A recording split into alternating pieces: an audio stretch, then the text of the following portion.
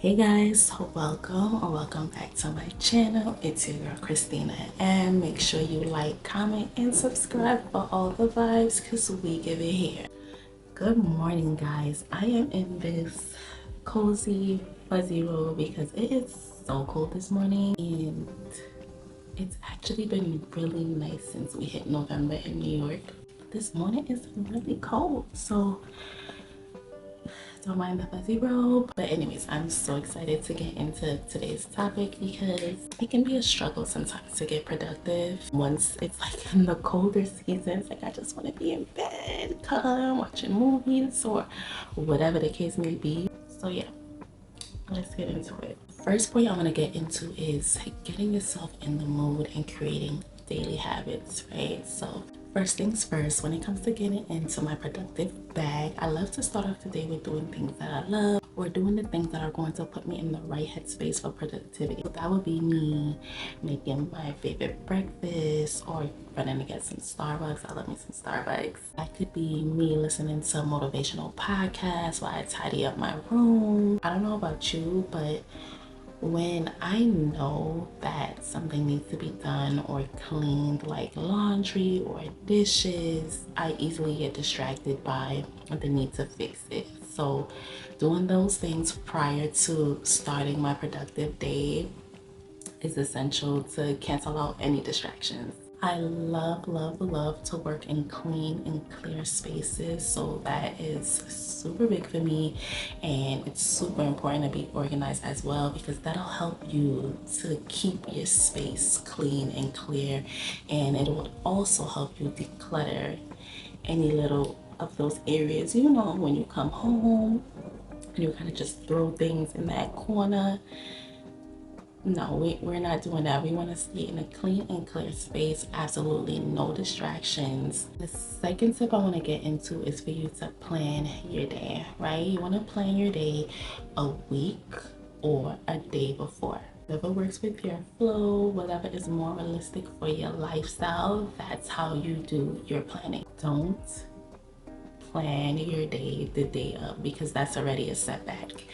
Plan your day a week or a day before. This is important because knowing what you are getting into prior to prepares you for the day mentally, for the day you're about to have. So if you know this is so much to do, check this off type of day, at least you'll know and get up with that energy.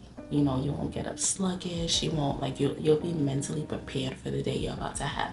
So that is super important as well. You can use your planner, you can use Notion, you can use your notes app. Super essential if you have any deadlines or schedules you want to maintain. Google Calendar is also really good for that, maintaining your schedules and keeping you on track with specific dates and deadlines. Get on that. Tip number 3.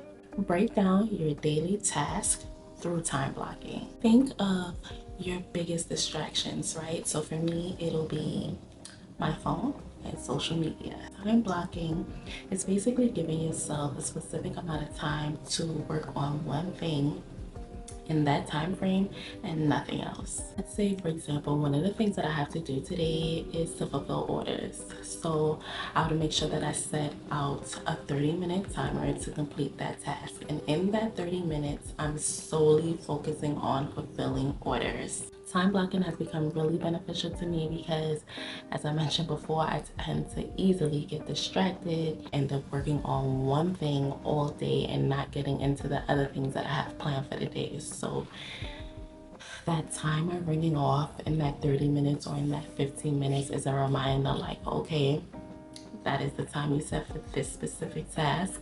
Let's move on, whether you completed it or not. You can get back to it later or you can get back to it another day. But for now, 30 minutes is up. We're moving on to the next task. 1 minute, I'm doing laundry on the phone, sending emails, texting, all in the same motion. And it's like, girl, we need to focus on one thing and get one thing done, then move on to the next step. So time blocking, we get you together. Next point I want to get into is to-do list. I am a to-do list babes, okay?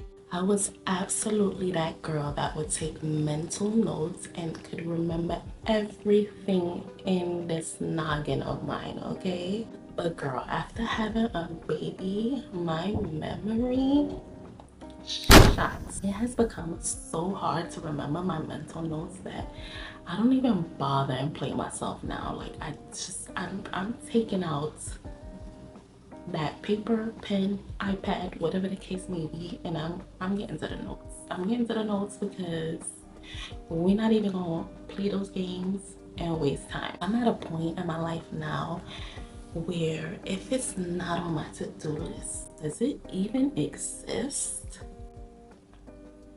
Probably not. That to-do list is my girl. Keep in mind that there's so many ways you can take notes now, and it's creative. It can be creative, it could be fun. It doesn't seem so much of a task to take notes. I mentioned this a little bit before in the planning stage, but for example, you can take notes on a notes app, which is quick and easy. Grab your phone, boom, boom, boom. Or you can use apps like Notion or Good Notes, which I absolutely love. With Notion, I'm able to plan weeks or even months in advance. It has these really cool templates and just creative ways to stay organized and on task. And this is not even sponsored. Notion is that girl. And it's so easy for you to break down your list in categories. For example, I have a list for things that need to be done around the house, activities, or dates and plans that I plan for my daughter.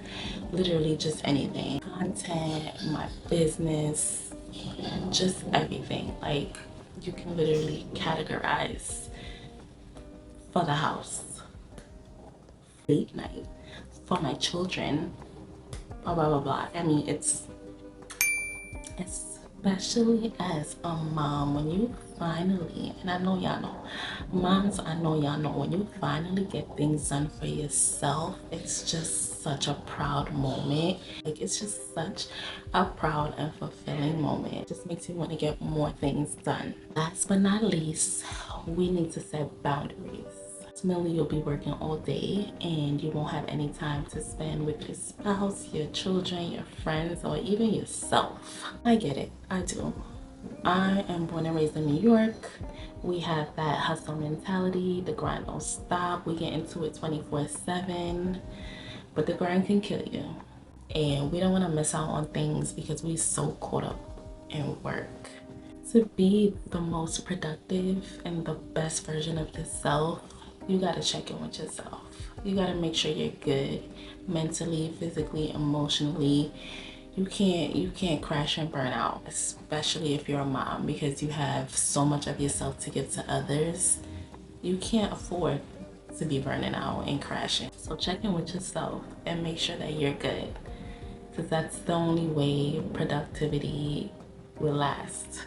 Give yourself some time to rejuvenate, to recharge, get into some self-care. For me, I know that when I look good, I feel good, and that urges me to want to be productive. So if my hair is not done, nails, all that good stuff, I don't want to show up. I don't want to show up on camera. I don't want to show up at your event. Like, I'm not gonna show up. So knowing that allows me to make sure that those things are done, because that would not give me an excuse to be less productive than I need to be. Really important to cater to your needs. So make sure you take care of yourself and check in with yourself, learn yourself, and know what helps pushes and boosts you to do more. Because when you know that and you do it, you'll be productive more often. If that's that Starbucks coffee, if that is just, going for walks, like whatever that may be, make that a part of your daily habits. As we spoke about earlier, it will come easy to you because you're constantly in the right mindset